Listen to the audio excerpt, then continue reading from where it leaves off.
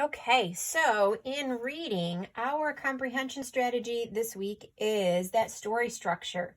We know the parts of a story we've talked about. Who are the characters? Those are the animals or the people in the story.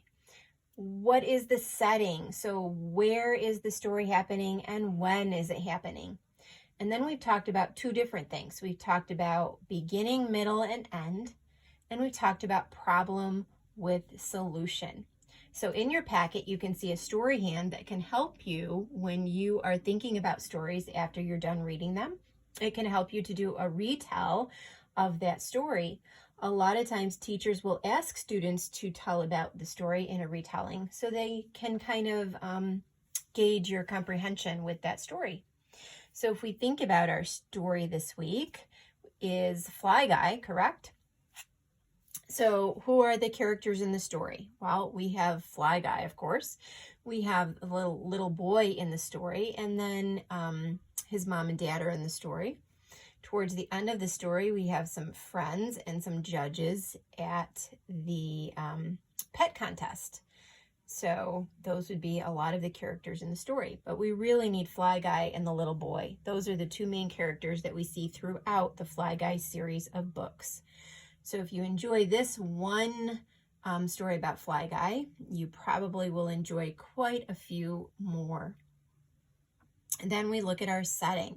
So because it's a beginning chapter book, there are a couple of settings in the story. The little boy is in his house at one point. He is at the pet show in maybe a park at one point in the story. So we really want to look at the background part of the pictures so that we can tell the setting of the story.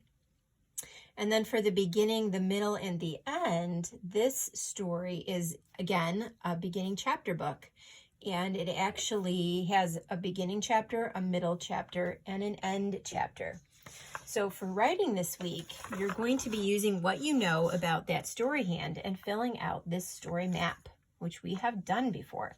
So we have our title would be Hi Fly Guy, our author, our setting, and our characters. And then you'll notice it's set up with a beginning chapter 1, middle chapter 2, end chapter 3. So in the writing portion of our slides, look for a video that will kind of talk you through how do I fill out my story map and what am I looking for in my beginning, my middle, and my end in my story map. All right. We'll see you in the writing slide.